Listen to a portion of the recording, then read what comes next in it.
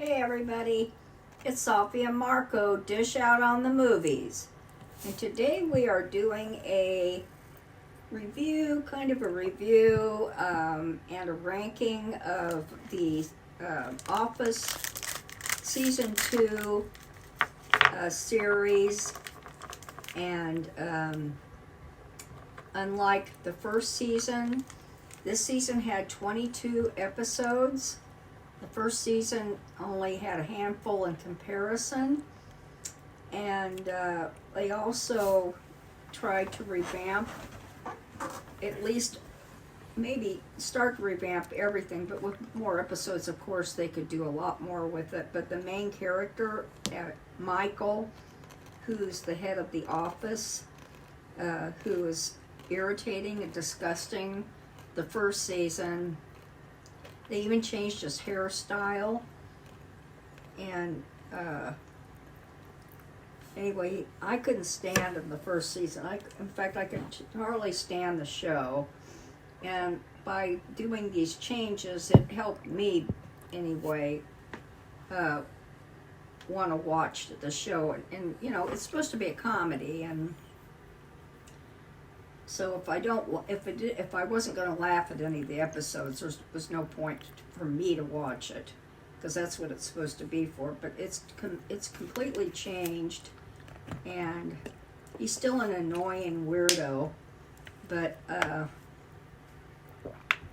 don't know, they toned it down or something, just made it more bearable, I guess. I don't know. So anyway, go ahead, Marco.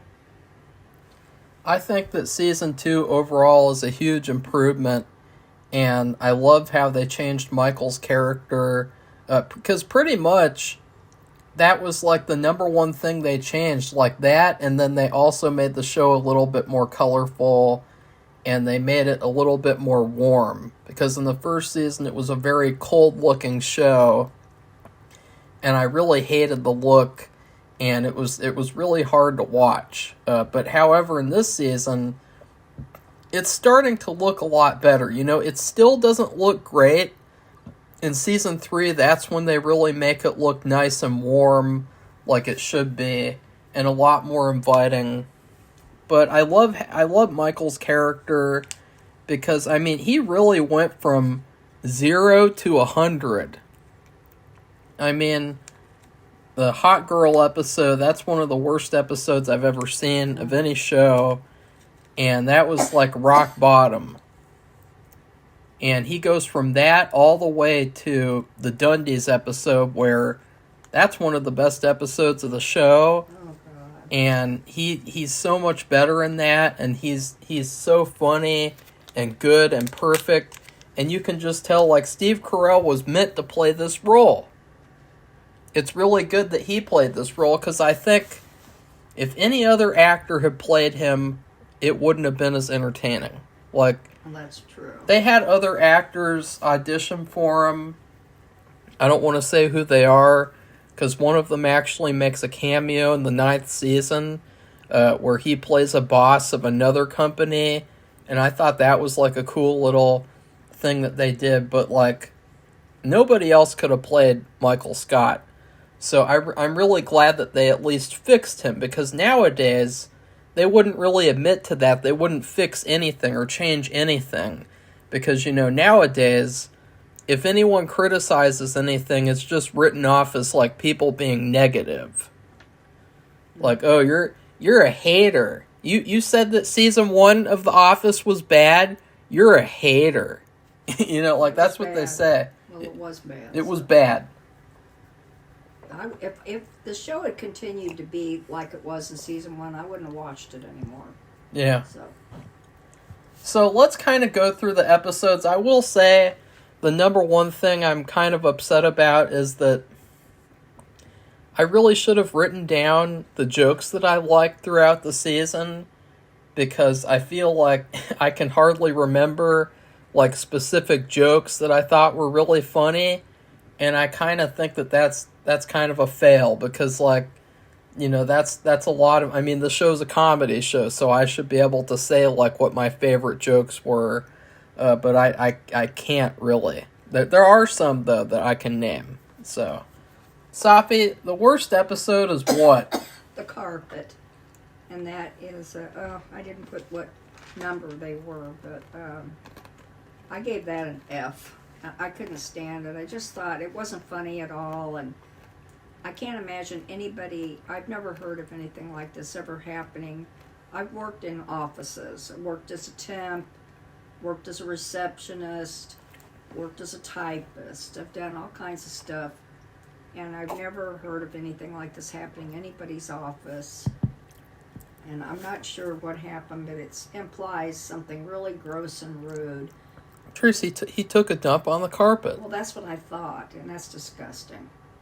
That's like somebody. Oh, wait, no, Safi. Safi. What? Sick. That's sick, and it just isn't fun. It wasn't funny. And what irritates me, there's this character. Now, he's been on a few, let's see, for this season. 3 He's episodes. yeah, I was just 3 episodes. And he's from Kansas City.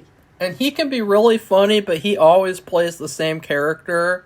Annoying, loud, misogynistic, rude, and overbearing. He's really funny, though. And I really liked it in Anchorman 2, where even though I really hated that movie, like, I thought it was funny where I think he was, like, instead of doing, like, television, he had, like, a fast food restaurant, and I thought that was funny, and the whole thing with that, but I thought that the carpet episode, it could have been good if they had changed the prank and then made it funny, because I thought it was a very negative episode. yeah. But the whole idea of, like, someone plays a prank on Michael and Michael doesn't like it, and then he tries to figure out who in the office did it, that could be a really good episode.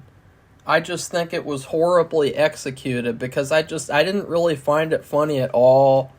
I thought it was gross. You know, like, it was not a good episode to me. But I still give it a C. It's like a low C. I might change it to a D. It's just that I know we have really bad episodes coming up, like in season 9, basically the whole season, you know, is like in the F tier. Wow. So, like, I'm not going to be too harsh on the carpet, but yeah, that's definitely the worst of the season. And what's your next one, Safi? Well, that's my lowest one. What's your next one? And I'll just say I gave 1 F and a few D's, C's, B's, and a few A's. So I scattered them all amongst the alphabetical realm. My next one is The Secret. Oh, that's my next one. And I put that in the a D column, and it's just the reason why. I don't know why Marco thinks it's bad, but you know, Jim has clearly got a thing for Pam in the office, and I don't know how it happened, but he got drunk. And not that drunk, but he got inebriated enough to where he let Michael be aware that he had a thing for Pam. And I think Michael, and I don't know if this ever comes out, but he makes these remarks all the time. Every so often he says something about Pam, like he's got a thing for her. But he never says it out loud. Well, it's just because she's attractive, so, you know, I mean, there's not really much there's hardly really anyone else in the office that... Right. So, but anyway, yeah. So he is he's so, I really can't stand him. I mean, he is so clueless. He's so, he's dumb. He's just dumb. But then sometimes, you know, it's like he'll score and do something good, and it's just a miracle that it works out. But this time, though, he's like, and he knew it. Jim knew that it was a mistake that he told him, and he said he's the worst person in the world to tell something like this, or just any secret at all.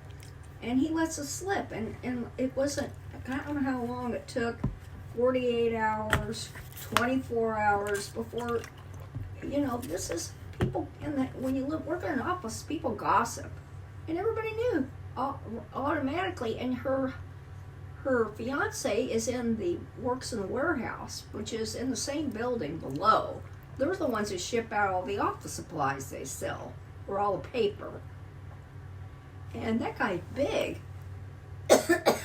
You wouldn't want him on your negative side. So he even finds out.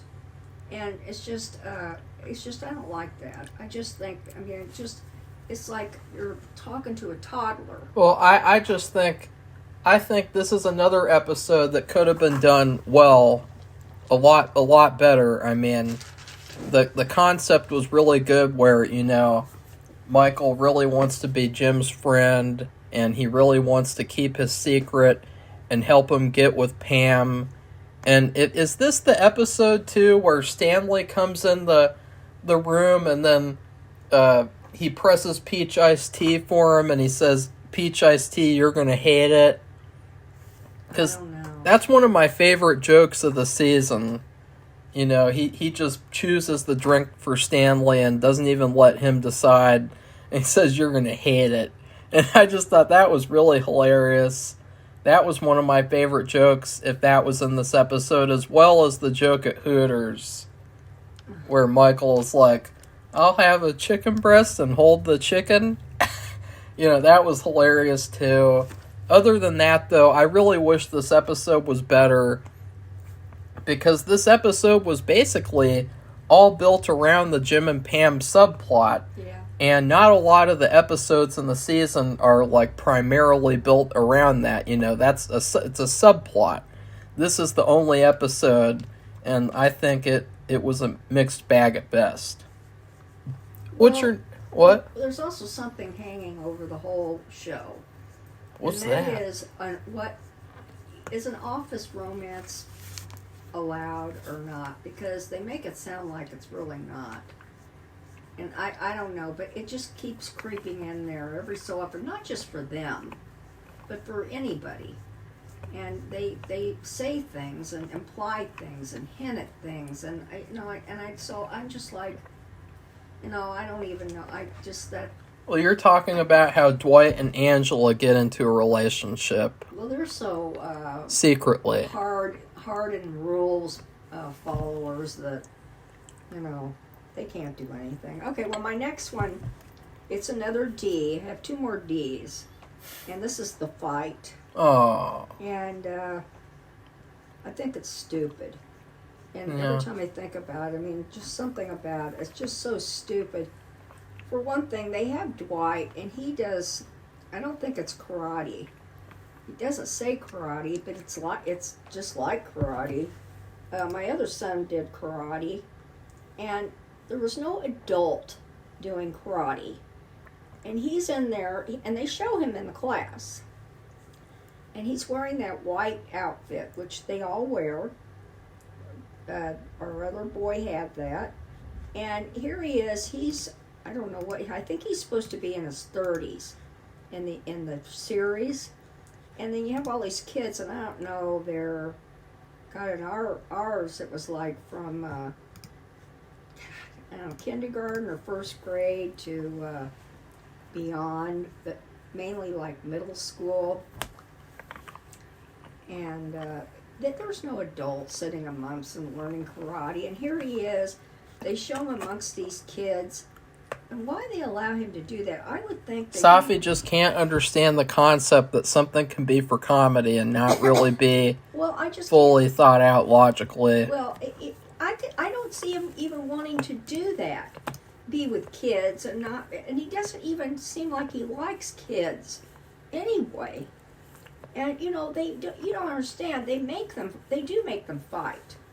At the end, you learn, like at the end of the session, at the end they'll have a thing where they'll you have special gloves and you have a face mask thing, and you split up into pairs. Who would he be paired up with? I guess the teacher, but the teacher has black wood. No, there was that guy or girl that passed and he said that that person was the assistant to the sensei and they were an adult, he would have been paired up with them. Yeah, but still, they would have had to tone it down because he's doing basic stuff like the kids. And it's That's just, what's funny about it, Safi. It's for I comedy. don't like it. But anyway, It's for comedy. The other part of it, and I don't remember why, but Michael, for some reason, challenges him.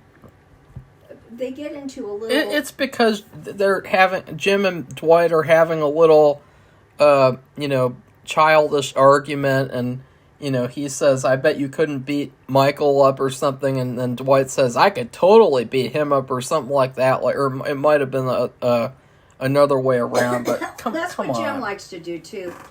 Which Yeah, is he great. he likes to instigate things. He likes to inflame things. And then he sits back and watches, because Dwight and Michael are very impressionistic, Yeah. and you can get them to do anything really, basically, without even half trying.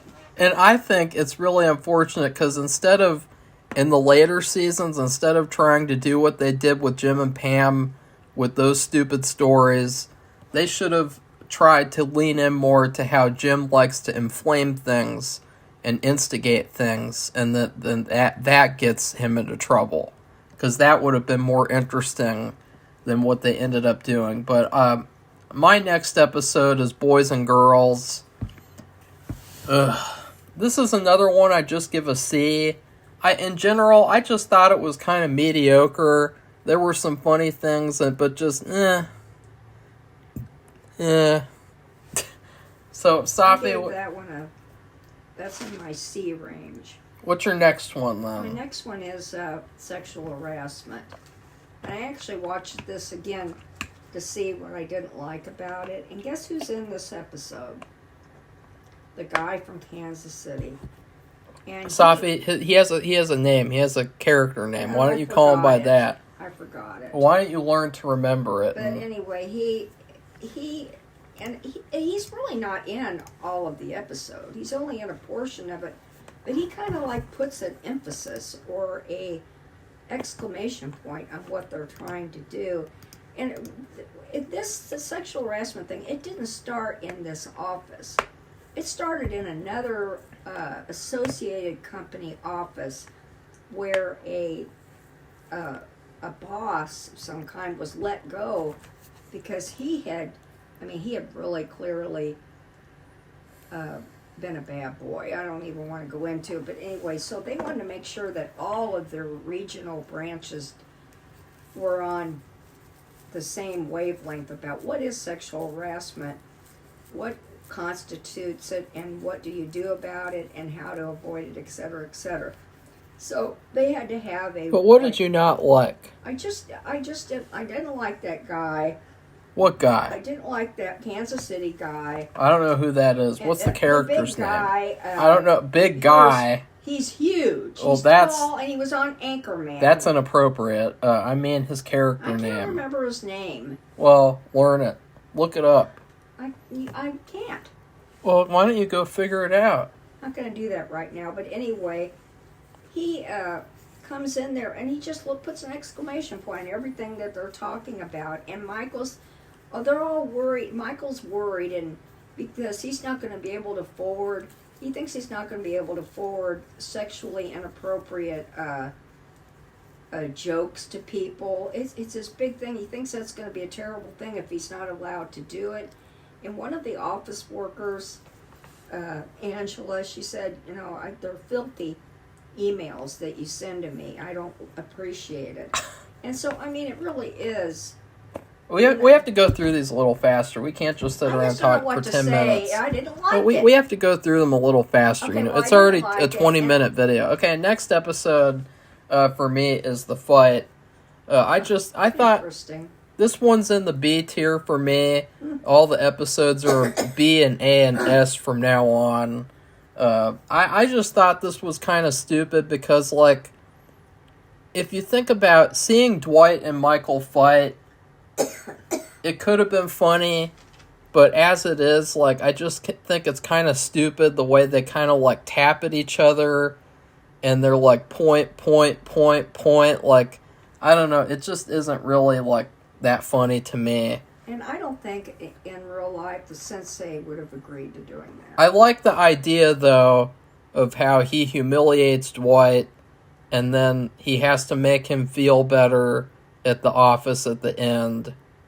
But I feel like this plot is kind of done again later on. You know, in the drug testing episode, the same type of thing happens where he makes Dwight do something that he doesn't like, and Dwight's really humiliated, and then he has to promote him and make him feel better at the end.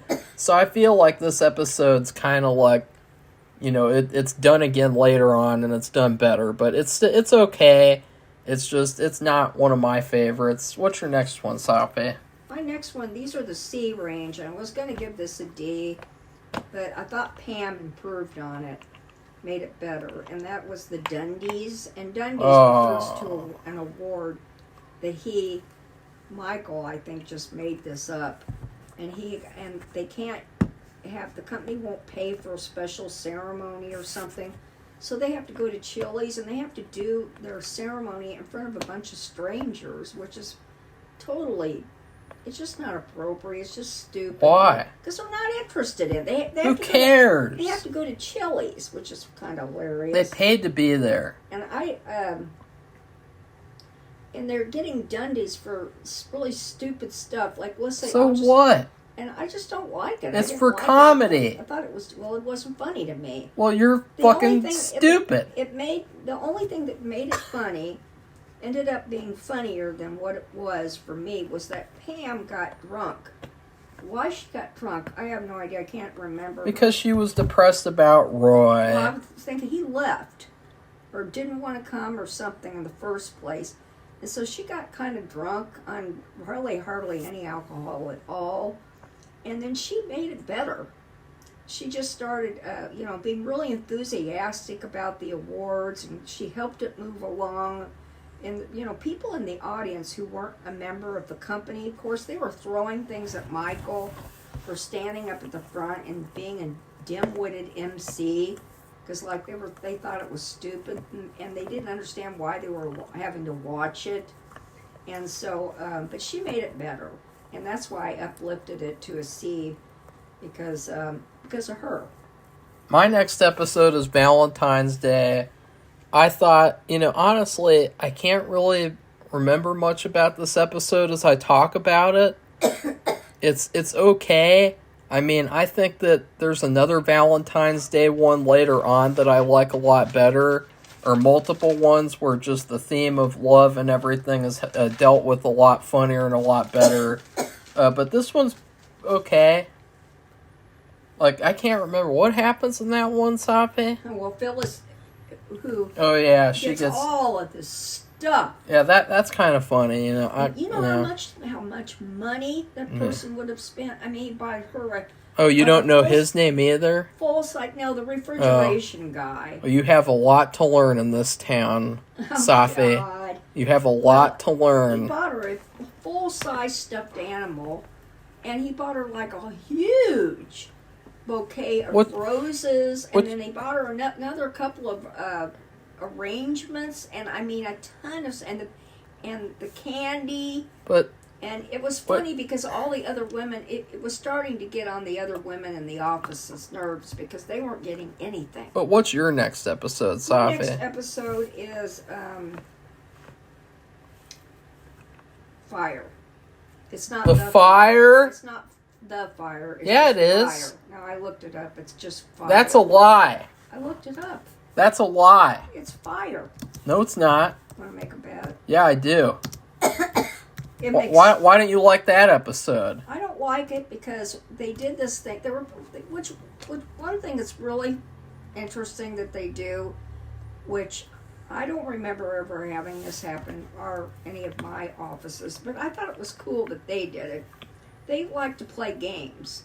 All of them like to play some kind of game, except maybe Angela. I don't think she likes. That's the Office Olympics. That's not this one. No, but they were out. They had to exit the office because they were having a fire in the office, And then they come to Dwight comes to discover that the temporary guy is going to business school. And he is jealous, and because they see all of his textbooks in his car. So, right here, the fire. well, in It's my right there, thing, it said IMDb. fire. No, it's It the just said fire. fire. Well, No. if you look on the Peacock site, it just says fire. Oh, too bad. That's not the title. So But you're a They're failure. playing this game. It's kind of like, what would you? Because they had to stand out there a long time, and waiting for the fire department and waiting for them to do whatever they needed to do, and they didn't know what. Nobody knew what was on fire. They weren't really taking it seriously at first, which I could understand that. What would be on fire in there? You know, it's not a big office. Well, they don't know yet. I know, it's small. And so Dwight and Michael are kind of jealous about Ryan, that he's going to business school, because I guess neither one of them did. So and Dwight is especially jealous because he thinks he has something over on him from Michael, because he just wants to be beloved to Michael, whatever. And anyway, they play this game, and it's like something like, what would you do? And there's all kinds of categories associated. If you were on a desert I don't island. understand why you liked or didn't like it I though. didn't like what they did in the game. Who Oh. would you have sex with? Oh, Safi, it's didn't for like- I comedy. didn't like it. It's I funny. thought it was inappropriate. It's Talk about hilarious. sexual, Why? harassment. Yeah, well, I just think it's funny because, like, you know, you ragged on Michael in that sexual harassment episode, and it takes you all the way you have to get to the fire episode to rag on other people being sexually inappropriate. I mean, come on, Safi, No, I didn't like it. I really didn't. And Safi, and another thing that is is too, just ridiculous. they get all over. They're all jealous. Not all of them. Dwight and Michael of Ryan, and you know Ryan. You already said that. And so in the end, guess what was the fire? Ryan left some kind of frozen thing in the micro. No, he turned it on the wrong setting. You didn't pay attention. Well, he put it in there, and it overcooked and caught on fire. So what it don't was you his like fault. about that? I don't understand. I didn't What like you it don't at like all. about that? So I just what? thought it was awful. And then, Why? Of course, Dwight was like. It's a Dwight part was of the plot. Okay, I didn't like the episode. Okay, well, we have to go faster. It's already 30 minutes. Okay, Are you going to make this you're take the like one- 2 You're hours? the one who's doing it. You're going through the entire fucking episodes. You say like one or two things about it. See, this is the downside of talking about each episode is that Safi fucks it up. And she just talks about the entire episodes. Like people haven't seen them before. And it's been like 20 fucking years. My next one is Dwight's speech. And see, it gives me less time, too, to talk. Because Safi takes so much time talking. And the Dwight's speech, this one is another kind of mediocre one. It's just kind of a mixed bag at best. I thought it was hilarious that Dwight was able to be so entertaining with the speech where he's like copying the dictators. And I really liked how the whole episode was a build up to that. It's just that's this entire episode. And I think that there was a B plot, but I can't really remember it. Like whatever was happening back at the office. I just can't really remember it, and I think that just overall, like, it's not as good as other ones. So, Safi, what's your next My one? next one is email surveillance. And it's interesting that they covered this because that was something that did show up. And they were talking about this on the news and everything, I remember. I don't hear much about it nowadays, so I don't know what that means. But Michael starts looking at everybody's emails. And the other stupid thing, and I hate it. I don't think it's necessary. And I never did when they talked about it on the news. But another thing, though, is Jim. You think, Jim plays all these pranks, and you think he's kind of smart. But he plans on having an office party, and this is a part I can't figure out. He knows Michael, because everybody knows it. They figured it out themselves, and I didn't get that, how they figured it out. But anyway, Michael confirms it. And he decides to have an office party at home, in his house. And he invites everybody but Michael because he thinks it'll make him them feel uncomfortable. But he reads an email, so he knows he's going to have this party. So it's all about this party and him not being invited, and then he tries to be invited. And it's just so queer. And what was bad about it, I give it a C. It's not completely worthless, but Jim should know better. He knew that he was looking at everybody's emails. So what did he expect? And that he would find out.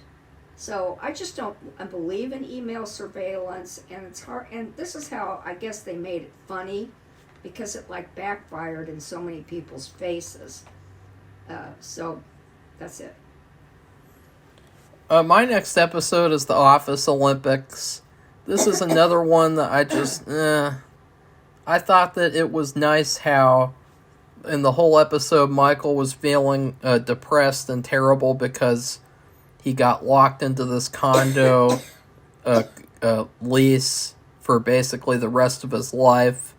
And he was very, very depressed about that, and, probably wanted a house or something like that. And, and I liked at the end how everyone at the office made him feel better by giving him and Dwight awards.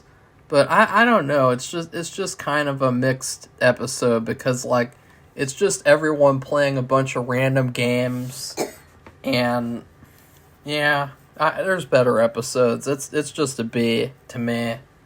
What's your next episode, Safi? Sorry. My next one, it's number 15, by the way. It's Performance Review, and it's a C. All these are C's up to a number 10, I believe. I'll have to look while Mark was talking, but this is basically, he has to give, this is another thing that happens. People get, my husband got these every year, or he had to give them. So you have it two ways. You either have to give them or you get one. Oh, I've never heard that before. Oh, yeah. Oh. And so basically, I think this is the one too where, well, anyway, he doesn't know. He's got to give everybody a performance review, and then he's got to get one from Jan from the corporate office. And I just thought it was an okay episode. And he would, basically, when he would do individuals in the office, their review, he would use what they say and how would they respond to what Jan said to him when she had called, like a recording or something. And they so whatever they said, he would take it within himself, and he could use that for her to respond to her. So it was just kind of bizarre. I just didn't care for it, but I mean, it was okay. Performance review, I mean, that's not really the best thing in the world. Unless it's going to be a really good one. It's not really a fun thing for people to go through. Some people really sweat and get nervous about it, so. Well, I won't respond to that, but my next one is sexual harassment. I give this an A, and I give all the rest of the episodes A's or A pluses. Wow. So sexual harassment, this was one of the first episodes I ever saw. I thought it was pretty funny, but it does kind of wear out over time. I think, though, that the best thing that this episode has going for it is that it really establishes Michael's character and, his whole that's what she said jokes that he likes to do. It's basically like a character episode for Michael. And I just think it's pretty good. It's pretty funny. And, yeah. What's your next episode, Safi? Well, we were still on the C's.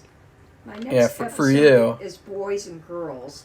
And I know Marco didn't like this as well. And it's really dumb, kind of. But it's funny. I don't know. It's okay. The girls, Jan comes down and she's got to it's just dumb. Yeah, the whole union thing where the warehouse people want to start a union, that was stupid. But yeah, every piece of it is not so good. I like the part where Michael was like, I think there are people like pizza or something, or he's like that pizza is the unifier of all types of people, and he's just watching Daryl eat the pizza because he thinks like, ooh, do black people like pizza or do they not like it? Like, that was really funny. Yeah, there's like I said, there's a few funny things.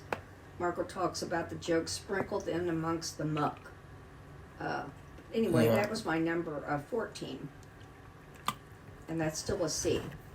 My next one is Take Your Daughter to Work Day. This is one that I would say it is an A. I don't really like to watch it a lot, though, but I really do like it. I think that it was very creative, and that they took that concept. It's a simple concept, and, that happens in real life. You take your kid to work day, and it's pretty funny. I can't really... I guess the Stanley stuff with him yelling at Ryan, that was really hilarious, but I can't really think of anything else specifically that I can point to and say, like, yeah, that was hilarious, but, like, it was really good. Well, that's my next one. It's still a C. Take Your Daughter to Work Day, and I didn't like that part at all. And what happened, for some reason, his daughter... She's like a middle schooler, like maybe about almost a ninth grade or something. She doesn't look like that. She looks like 17.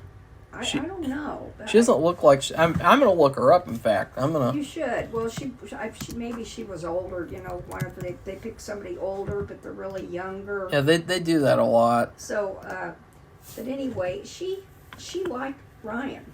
Yeah. She had a crush on him. She was following him around. And it's, like I said, it's a small space, and he can't really escape her. And Stanley, her father, thought he was hitting on her, and he was about ready to rip Ryan a new one. And I guess that was kind of funny, but it really isn't, because Ryan didn't do anything wrong. And these kids, everybody, I think almost everybody brought in, except Dwight and Michael, Angela. But even Meredith, who's an alcoholic, she brought her son in because he is suspended from school. You can tell he's he's kind of a bad boy. And he was bored and saying bad things, but he ended up being okay, really. But the kids were all over the place. They were getting in under people's desk and getting into their space. And I will say that when I went to work, the work for that type of day, I was not allowed to do that. No. And the problem with this, and it always irritated me this day, even though I have it at number 13, so I've got it up there. I didn't like it personally. I didn't like it because I had sons. You're not allowed to bring your son. You can only bring your daughter. They didn't have anything for the son, and I thought that was queer. I didn't like that. I thought that was stupid.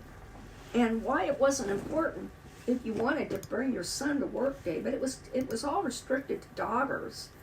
So I didn't care for that. You saying in real life? Yes, in real life, because I had this. Yeah, that's kind of weird. They started this when I was working, and I didn't care for it. Yeah, that's stupid. If you have a daughter, that's great, but if you don't, so what does that mean for you? It means your son isn't allowed. I know, and I didn't like that. That girl, she was 18 or 17, so she was clearly not in the 8th grade. Oh. So you guys see what I mean? Like, that's kind of a problem. Like, she did not look like she was in the 8th grade. But yeah. Anyways, my next one is Christmas Party. Originally, I really did not like this episode because I hated how I felt like Michael acts in this episode like he acts in season 1. The way that he bullies Phyllis and doesn't like her her oven mitt that she made for him. But over the years, I can kind of laugh at it now, and I think it's a solid episode. It's funny. It's not the greatest episode. It's not the worst episode, but it's a good episode. What's your next one, Sape? My next one's Michael's birthday. That's number 12, so I have it higher up. The thing, this kind of points to Michael's fascination with himself, and Well, why wouldn't it be? It's his birthday. Like, know why that. wouldn't he be fascinated with himself on his birthday? Somebody else in the office, and they all find out about. I mean, even this part's queer. It's Kevin, and he thinks he might have skin cancer. In fact, he's waiting for a call from the doctor. And I've had a similar call, although it never came. And I had to call myself after 3 days of sitting there sweating and being miserable. And there was nothing wrong. But I mean, he was actually waiting for a call, and he actually got the call. But this all came up on Michael's birthday. Well, Michael's birthday is all about Michael, according to Michael. And he just, he just wanted to keep making it about himself. Well, I thought it was shitty because I disagree with Safi, because he didn't even know about Kevin until like 3/4 of the episode was true. through. And I can't understand why. Yeah, like, why didn't anyone tell him from the very beginning? Which they should have done. I thought that was kind of shitty, personally. But it was so funny because at the end, well, another thing I was impressed with is they go to the roller rink to have a birthday celebration. He set it up for himself. And but anyway, he was a really good skater. Yeah. I mean, he was good. Is he from Canada? I mean, he must have played hockey or something. He was really a good skater. You can tell that was all, I think, natural. But anyway, I was impressed with that, because that's rare. But anyway, at the end, when he's found out, and it's like what Marco said, it was at the end, near the end of the episode. I mean, all that time, everybody else knew, and Pam and Jim went out to a store, and they bought all this stuff for Kevin to make him feel better. I thought that was weird. I didn't get that at all. That was very weird. They literally just ran away from work because Michael got distracted, and I was like, what the hell? Like, what are they doing? I thought that was weird. It was just, I mean, I ranked it higher up, but it's still, some of the things in it, I don't know, that's the one thing about Michael. And then when he got the call, they did call him at the office, and they said it was negative. He didn't have it. Well, Michael didn't understand what that meant. He thought it meant that he was sick. Yeah, because that is funny. I mean, a lot of people, before they know about that, they probably think that negative is bad too, because it is kind of weird that negative means good. But he's the only one who was dumb enough to think. So what? Well, that's what I mean. He's dumb. So, okay, go ahead. No, he's not dumb at all. He's a great guy. No. My next episode is performance review.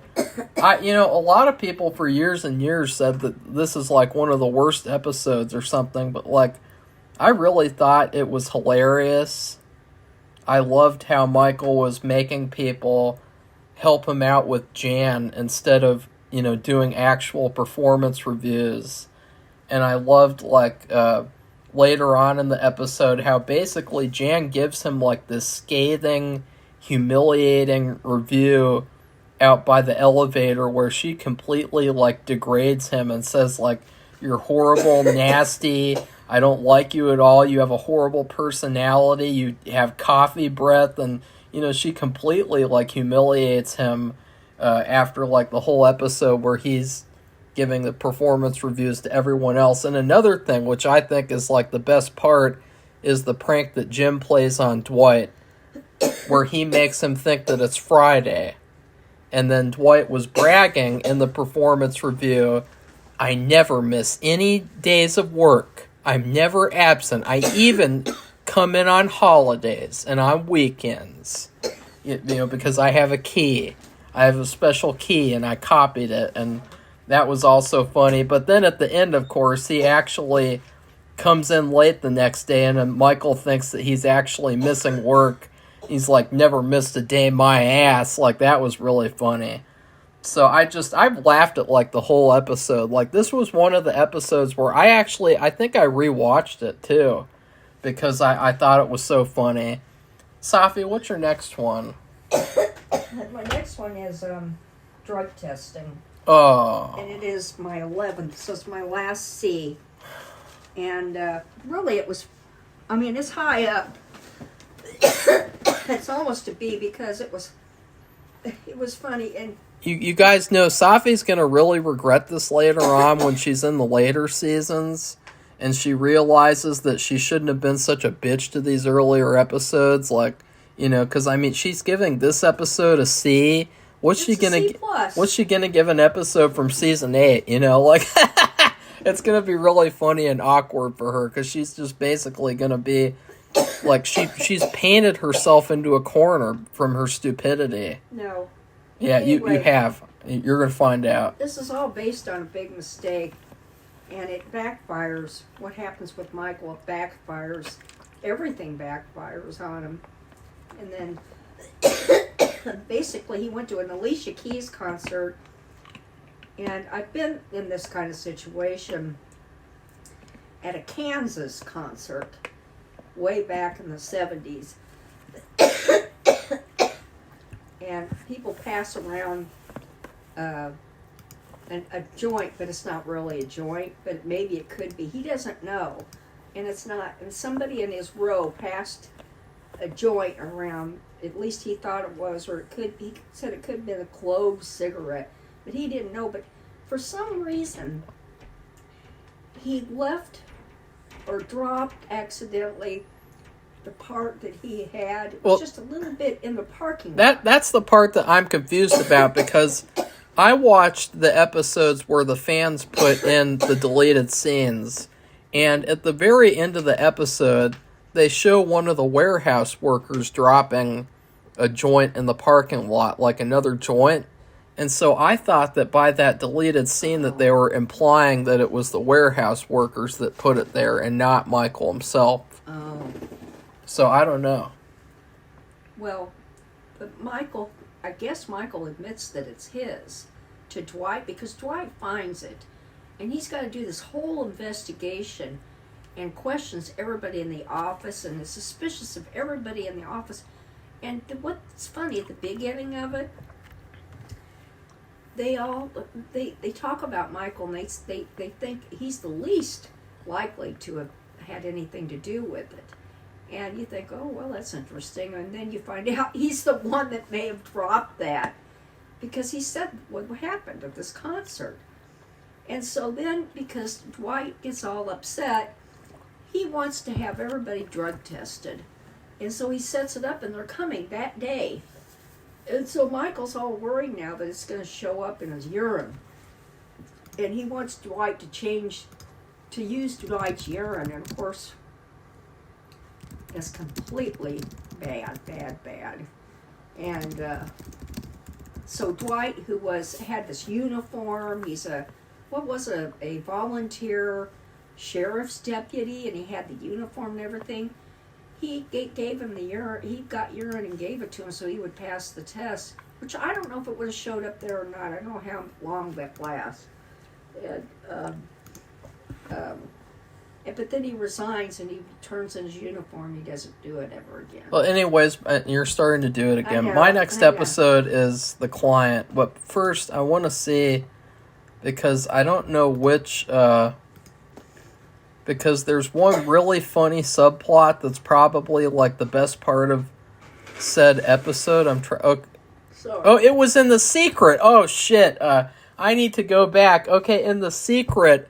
God, see, this is why I need to write stuff down. In The Secret, there was a really funny subplot where Dwight is trying to figure out why Oscar was playing hooky, and then there's this funny part where Pam left out jelly beans and he's eating all the black ones, and he's being so rude and obnoxious about it, like he's like chewing with his mouth open. It's really funny. And then later on he finds that Oscar is with this guy, and he's so like ignorant that he can't even put two and two together to see that this guy is gay, and so he thinks that they're just playing hooky and they're friends, and he says something about like I'm gonna make Oscar give me a favor because if I didn't, then if it would just be malfeasance for malfeasance's sake. And I thought that was really funny. But my next episode was The Client. I really liked this episode. As it turns out, I really thought it was fantastic the way that Michael was so smart that he was able to sell to this client, and that basically he dominated over Jan. I mean, this is the opposite of what they would allow to happen in 2024. You would never get an episode like this. You would get Better Call Saul, where Jimmy is made to look stupid, and then Kim, she's the one who sells to the client because Jimmy is a man and he can't do anything right. Only the strong woman can. But in this episode, Michael, he doesn't even let Jan talk, and he just completely dominates over her and sells to the client, and so that was awesome. Sophie, what's your next one? Well, actually, I ranked that in my top 10, so... Well, you're at your top 10 right now. Yeah, now I am. I'm at number 10, and it's conflict resolution. Oh. Now, basically, this is very hard, because what happens is Michael decides to... He finds out that... God, what's his name? He hates him. The HR guy keeps complaints that everybody makes on everybody and everything. And so he decides to break it open in the office and get into that and have a meeting and go through everything that everybody's complained about everybody. And, for example, somebody complained about Pam taking too much time to plan her wedding. No, planning her wedding at work when she should be working. Work. Which I thought that was a valid complaint, actually, honestly. Yeah, me too. But anyway, so she instantly thinks it's Angela, but the whole thing is, it puts everybody, and it's really good. I mean, they really did good showing this. They were all in a bad, disgruntled, bad mood as a result. Everybody in the office, and because he did this, and really was not meant to be broadcast in public. And this is another thing that Michael did, and just like clueless as to really what is a good thing and a bad thing to do. But it was really, I just thought it was really good how every single person in the office was affected, and they were mad. And they were mean. I can't read it. So anyway, that's why I put it at my number 10. It's a B. My next episode is Email Surveillance. This episode actually used to be one of my top 5 episodes of all time. I really loved the comedy of Michael reading people's emails. And discovering like all the little things that they're saying. I wish they went further. I wish that there were other hilarious secrets that we learned about that Michael unearthed by reading the emails. In fact, I think this episode could have been remade in the later seasons, because they say that he has email surveillance, and this never comes up again. That he's able to read people's emails. And I think, with the whole Scranton Strangler thing later on, I think that would have been interesting to read a certain character's emails later on and see, if there's any clues as to if they're the Scranton Strangler. And I think they easily could have done that, and I don't know why they didn't. But anyways, I really like the part at the end where Michael shows up at the party after basically his improv group rejects him, and Jim comes up there and they sing together, because I thought it really they continued to humanize Michael and make him a character that you like and sympathize with, except if you're an idiot like Sophie. I was gonna say I don't sympathize with him at all, except that he's dumb and clueless. So I really love the episode for that, and I really love seeing Michael in improv. So what's your next one, Sophie? Well, my next one is number 9. It's Valentine's Day. And I always like it when shows do holiday episodes, and this one was a perfect one to do, and I just thought it was funny. Phyllis, who's not exactly the best looking woman in the whole entire world, she gets all this stuff from her, I don't know if he's her fiance yet, but from this man, the refrigerator guy, and it's expensive floral arrangements, and by the end of the day, I mean, she's gotten a stuffed animal, like at least 3 floral arrangements, and the one that was roses was huge. It would have cost a fortune, and she even got a huge box of candy. You know, Safi, you literally already went through this earlier in the video. I know that, but they're all jealous, and it's so funny because you see the faces on all the women, because nobody got anything like that. Even Dwight got a Valentine's present. He had to pretend like he didn't know where it was from. He thought it was going to be a bad thing. So I gave it a number 9. My next one is Halloween. I really wanted to put this in the S tier, but I didn't. But like, this episode is the first one I ever watched. And I just thought it was really, really funny. Like, this is one of the ones where I laughed out loud the whole episode. The whole thing is about how Michael has to fire someone, and he really doesn't want to. So he spends the whole episode trying to put off doing it, trying to figure out who to fire, and it's so brilliant at, like, setting up the atmosphere and the characters in the office, because he goes like, should I fire this person, this person, this person? And I really like the thing where Dwight says to Michael, he's like, this is how you leverage an offer for something else. And he's like, I got an offer from these people, and I turned it down. And Michael gets really upset. And he's like, why, yeah, can't you get it back? That would have fixed everything. And he's like, no, well, actually, I never got an offer from them. And he's like, why are you torturing me? And he's just like, because he completely failed with that. Like, that was really hilarious. And so this is one of the episodes when we were watching these where I think I watched it twice because I thought it was so funny. Safi? Okay, I think the next one's number 8, and I put The Client.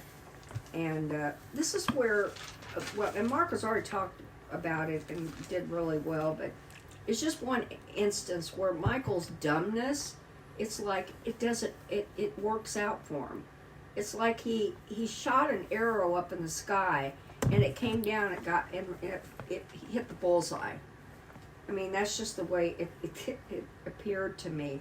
And the Jam was so nervous about him screwing up because he says stupid stuff, but The Client was like, they were like right in sync, and they were drinking and they were enjoying their food. Like they have that onion thing where it's like an onion cake, blooming onions or something. Ugh, God. Yeah. And well, that has like 2,000 calories for that one thing. But they were so, like, they were totally, The Client, who they're trying to get a big paper buying contract from I think it's the school system. That's their biggest client. And so it really is important. So it's Jan, Michael, and The Client. And so it's really important that this works out, that they get this big contract.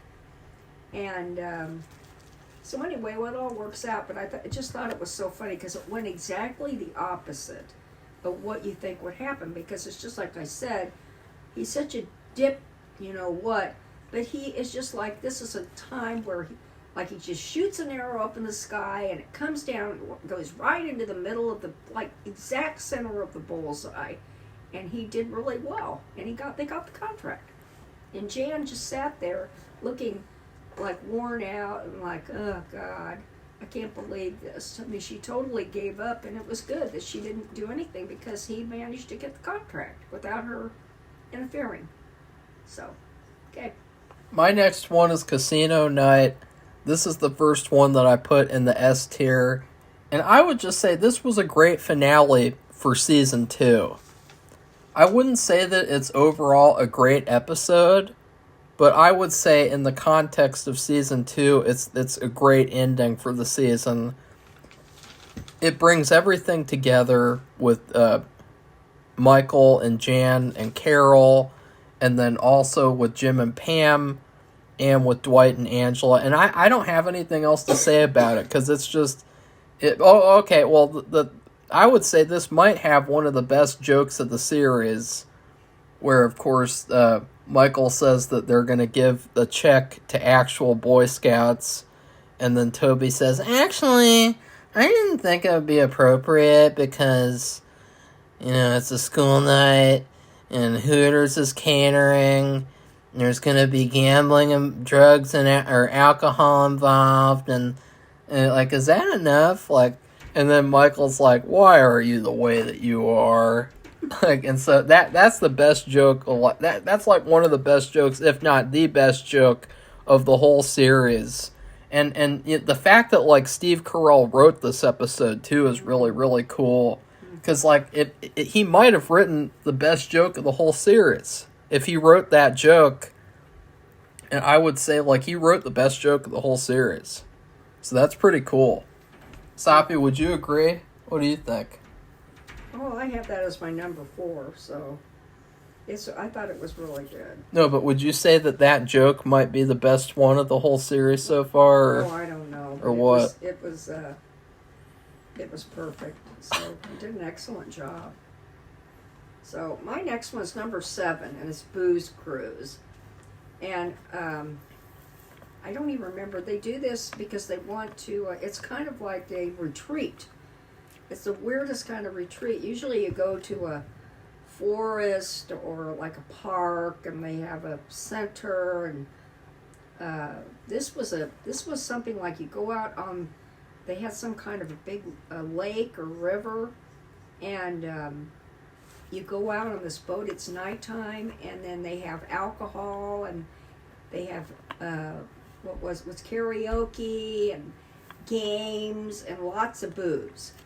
And he got that for everybody, and then they're supposed to learn things about being a better office worker. But it's clear that Michael didn't really care about that. He just wanted to have a party and not have to pay for it. He thought he was the captain, so he had bought a special captain's hat. Well, there is already a captain who drives the boat, who is actually in some kind of special military unit that was where he was a captain in a boat or something.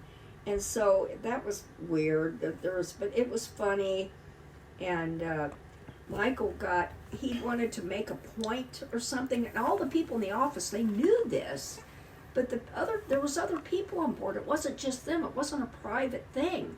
It was like this other thing at Chili's. And so he said, okay, and it sounded like the Titanic. The ship is going to sink in 5 minutes. And so you have these people, they're not associated with the office. They don't know. It's supposed to be some kind of learning thing. And they're panicking, and one of them jumped overboard into the water. And the real captain, got all mad, and I think he grounded him or something. It was funny. My next episode is Michael's birthday. This is a classic episode. I watch it every so often, and it's pretty funny. But I thought it was weird, the whole thing with Jim and Pam. And I just like to take this moment to say that the whole Jim and Pam thing is really, really weird, because they're clearly supposed to be together, and yet she's still with Roy, and it's really, really weird. The whole thing at the end where she's like, I can't, where he's like, I'm in love with you, and she's like, I can't. It's what the fuck is up with that? That's a lie. She totally can, because literally the next episode she ends her relationship with Roy. And so, it's clear that she can. So I thought that whole thing was stupid. But, Michael's birthday, the whole thing with them going to the store together, running away from work, You know, like, Safi spends, like, hours ragging on Michael, but she never really rags on anyone else if they do something stupid like that, or they're doing something shitty. Like, I mean, why aren't they at work? You know, they complain about not having the time to work, and, you know, Michael, you know, doing all these meetings and things, but then, you know, you have this instance where they spend, like, hours at the store, having fun all day, for no reason. Okay, well, my number 6 is Halloween. Marco's already talked about this, and it's clear everybody gets into Halloween. They like dressing up. They want to have a party at the end of the day. But then you have this other, like the other half of the episode where Michael's got to fire somebody. So you have the whole. It's like a dichotomy, or where you have them getting ready for a party. Everybody's getting ready for a party, and Michael's trying to figure out who to fire. And so you have that going on. And he had a really good costume. He had I don't know if it's paper mache or what, head of himself on his shoulder. Yeah. I thought that was a really good costume. So it's another thing where I love when they do holiday episodes. They make an effort to incorporate that into the story. So I thought that was good. My next episode is the Dundies. I would say this episode was so good, it could have been a finale. That's how good of an episode it is. It's actually a better finale than Casino Night. In fact, I was going to say that would be a good finale. It should have been the finale of season 1. It would have made more sense if they had remade the season 1 episodes to be actually good. You know, they could have ended it with the Dundies, and that would have been a much better finale than Hot Girl. So, the Dundies, I love the episode. It's so much fun because Michael really cares about the people that he works with, and he wants to make them all feel good by giving them all awards. And even if they're awards that are really inappropriate or really kind of rude or mean, you know, he wants to do this, like, fun awards thing. I think it's really cool. It's really, really awesome. And I would say that, in general, one of the big letdowns of this series is that they only do the Dundies one more time in the whole rest of the series. And do it every year. Yeah, I think it should have been something they did every season. So, I mean, that's one of the biggest complaints for me. I didn't like it when I've already said it, but if you put it at the end as a finale and change it up, change the writing of it, and also every season. Well, I mean, would have had it near the end. It's like in Harry. Been better. It's like in Harry Potter. You know, in every Harry Potter movie, they're gonna have a Quidditch game at some point. Yeah. And so, like, you should, like, okay, in every Office season, you're gonna have a Dundies episode at some point. Yeah. You know, that's what it should have been. Safi? Okay, my number 5 is Christmas Party, and you know, I kind of debated, and I watched it again because I was really mad. Michael's made it. They made it a $20 limit, and it was supposed to be where you got a Secret Santa, and so everybody got a specific person they were getting something for. So they thought of that. They had the person in mind. And what is Michael gets Ryan? He gives him I think it was a $200 gift. And so Phyllis got Michael, and he talked about it. Marco talked about it. She knitted him an oven mitt, and it wasn't that attractive. The knitting part was, but she put the bottom part was just this thick fabric, and she cut it in the shape of a mitt. It didn't look good on it. She should have used a different color, a lighter color or something. It just didn't. It was black. Solid black, and it was like a reddish peach colored knitted thing, and he didn't like his gift, so he turned the Secret Santa into this stupid thing. And my husband did this at his Christmas party. They did this where if you don't like your gift, you trade it in for something else, and what did they call it, Yankee Christmas, or They had several different names for it. I think people know what this is. They may have a different term for it. And so, because he didn't like his gift, he wanted somebody else to get it. And Jim had made a special present. He knew Pam liked to have, he got Pam. He knew she liked tea. And then he put all kinds of like personal related items within the teapot.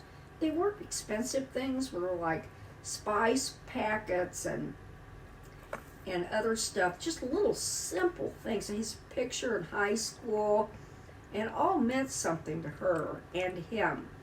And so anyway, it ended up being given to somebody else, and he was distraught. And anyway, it ended up good in the very end because she traded back, and You're still doing it, Safi. I know, and got it back. It's and it an turned hour out and good. 10 minutes. So, Anyway, it ended up being a good. my next episode is the Booze Cruise. I thought this is also an episode that easily could have been a finale. To me, it was kind of like the mid-season finale. To me, it kind of marked the mid-season point where, Jim breaks up with Amy Adams, which him dating her whatever her name was, hot girl, like that's one of the weakest like storylines of the whole series because like they don't really go together at all. Her character sucks. Like, she's a good actress, but like this character is the worst. I don't like her at all. But she just sells purses. Yeah. And she was a cheerleader. Like, that's it. There's nothing else to her character. And I love how he broke up with her in this episode. She's like, I hope that'll be us one day and that we're getting married. And do you ever see that happening? He's like, nope. I never see that happening. And she's like, why did you even bring me here? And he just breaks up with her. Like, I thought that was really cool. That was one of the better moments. And then it was a very funny episode. I love seeing Michael dancing.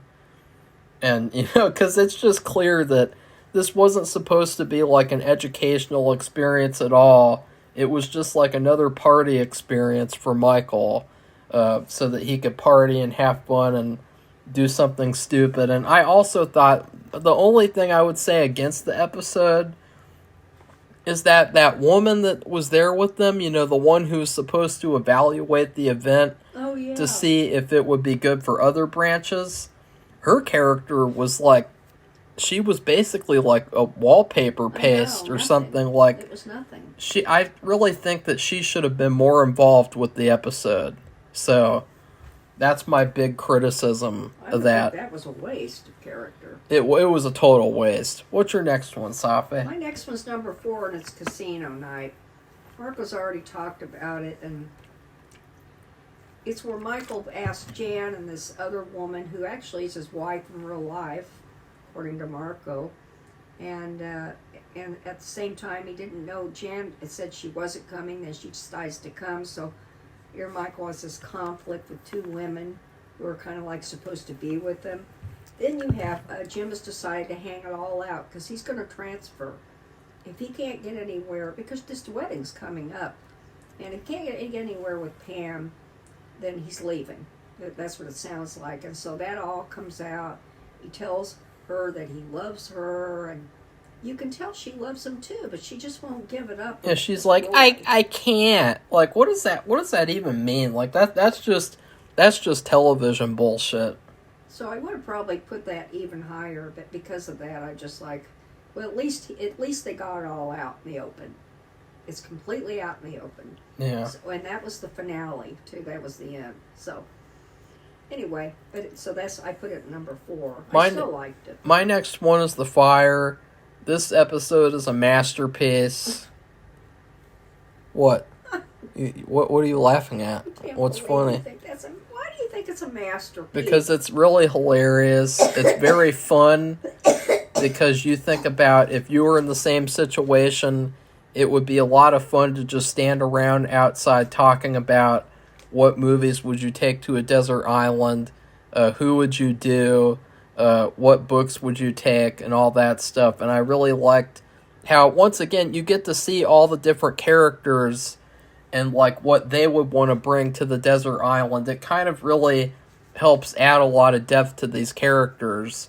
And I love how, Dwight is really jealous, and there's that part where he's blasting music in the car, and he's really sad, and he just wants to be alone, and, that was really hilarious. And then the redemption at the end where Dwight creates that song around Ryan, because he's the fire guy, and he's like, Ryan started the fire, like that's real, that's just iconic.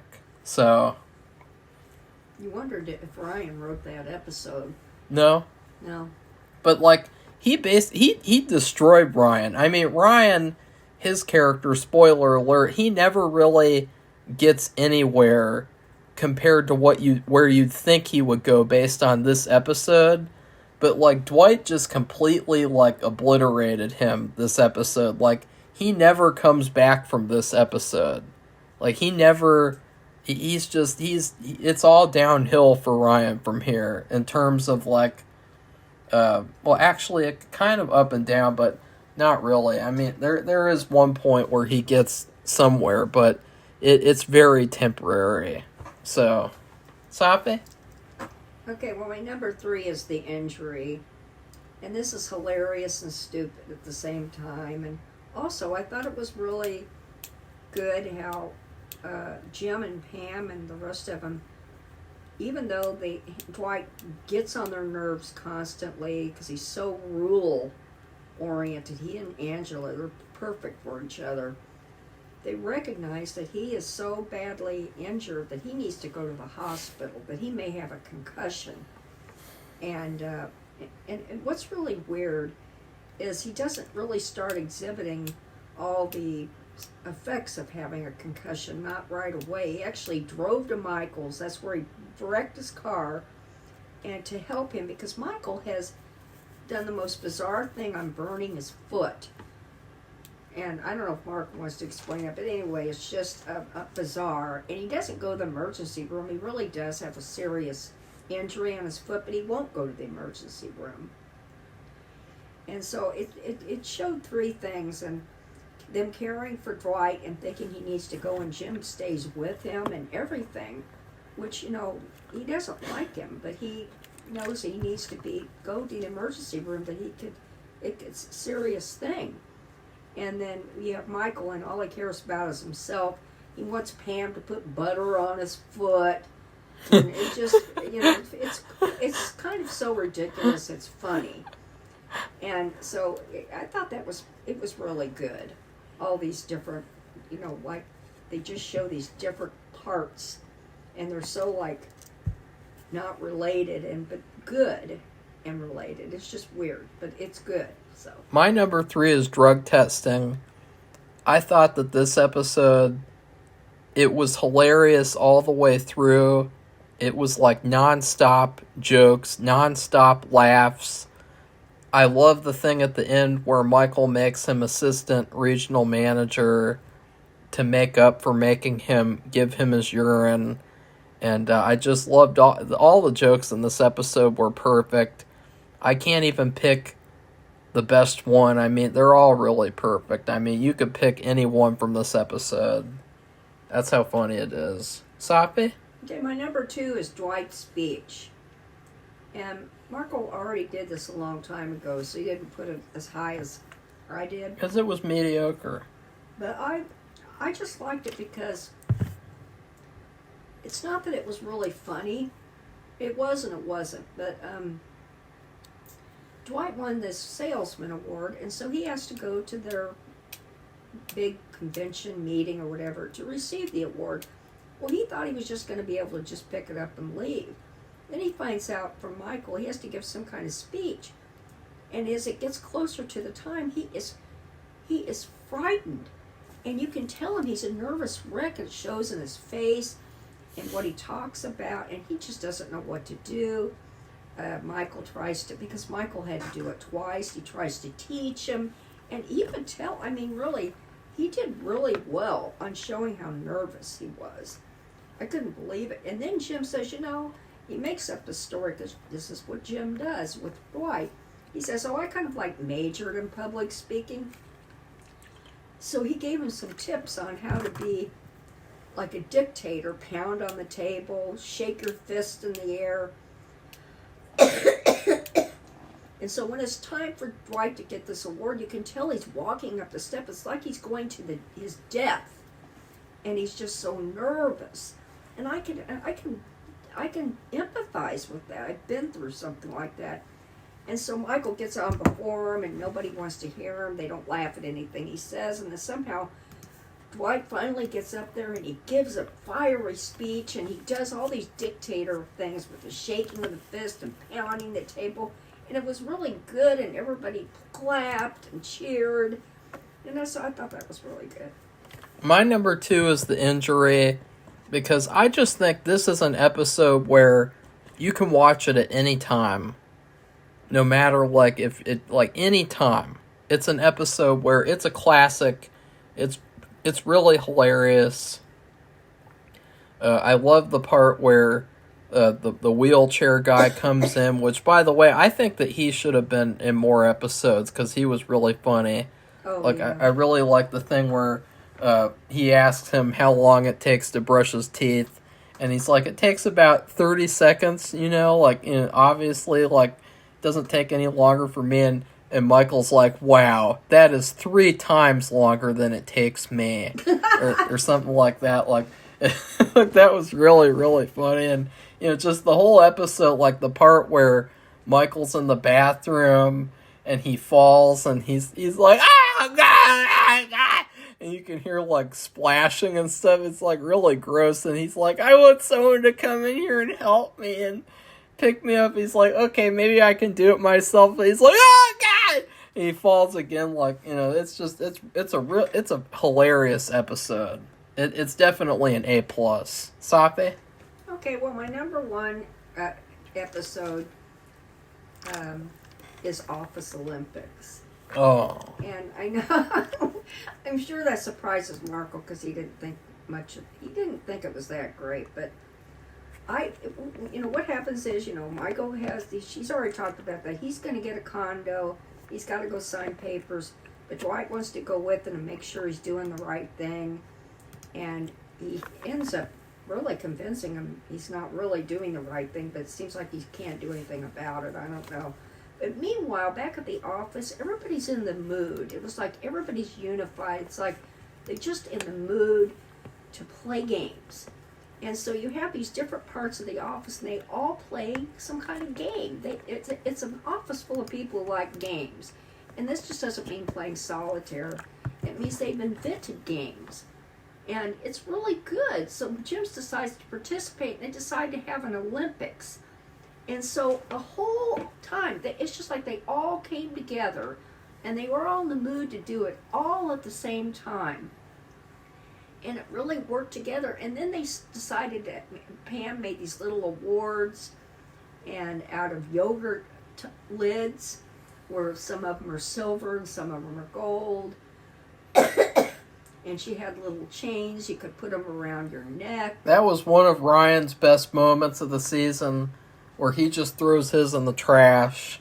Yeah. And he's like, I was going to throw it away later anyway, so why waste time and pretend like I wasn't going to? And Pam gives him a dirty look. Yeah, That's it. that was really savage of him. She didn't say anything, though. But anyway, I just thought it was really neat how they all came together because they were gone so long. And they had all that time to do these things. I mean, this took all day. And so at the end, Michael was really deflated because he pointed out one thing. One of the walls, it was so paper thin, you could hear what was going on in the other condo. So, really isn't that great of a place, and it's less space than what he has. And there's all kinds of things that Dwight pointed out. And so they come back, and he's deflated. Dwight's, clueless as to the deflating. And they give him awards. They played the Star Spangled Banner, and they all sang it, and I just thought it was neat. I don't know, I just thought it was the best thing because they all came together. So, and you didn't have any of this office BS. It was just everybody was doing the same thing and agreeing and being nice. So, Well, my favorite episode of the season was the carpet. No, actually, no, obviously it's not. nah. My favorite episode of the season is conflict resolution, because this is another episode where I could watch it at any time. I really love it how instead of everyone hating Michael, this episode everyone really hates each other. Yeah. Because Michael basically pits everyone against each other Yeah. in a cage match. And it's really, really funny. Continuously funny, continuously exciting. And I don't think he realizes it either. That's the weird thing. No, I love how he is trying to help everyone solve their conflicts, and it just makes everything worse and worse, and to the point of where at the end of the episode everyone's just like, ugh. So, like, I can't really it's funny because I can't really remember anything specifically that I want to pinpoint as to like my favorite scene of the episode, but I can remember and I can point to like scenes from other episodes, so that's kind of the funny part though. Like, it's really unfortunate. But anyways, what's your food review for the season, Safi? Wow. Well, I guess I'll just give it a chicken dinner. It's our favorite. Well, I don't know. Maybe it's not Marco's favorite meal. No, Safi, you know my favorite meal. I like spaghetti. Yeah. I'd say chicken and mashed potatoes and gravy and corn and maybe a biscuit, because it has a little bit of everything and it's very complete. That's why it's good to have a season with multiple episodes. 22. And it was really good because they could make mistakes, they could do better with what they had, and they could make it funny, they could make it sad, they could have all kinds of stuff. It just engenders so much richness. Better than having a 6-season thing where it's rushed and you don't really feel anything for the characters. You mean 6 episodes? Yeah. So I enjoyed it. My food review is a bowl of Halloween candy on Trick or Treat night, because I feel like this in the season you can pick out of the candy bowl any number of candies, and there might be 1 or 2 things that you don't like the gross double bubble gum, or for me, I don't like Snickers. But you could pick out anything else like Reese's Peanut Butter Cup, Milky Way, York Mints, and you can find something that you like. And it's very fun and very laid back and good. So? Okay, good. Well, if you like this video, although it's kind of long, I hope you give it a thumbs up and become one of our subscribers. We welcome all feedback. So, goodbye, everybody. Bye!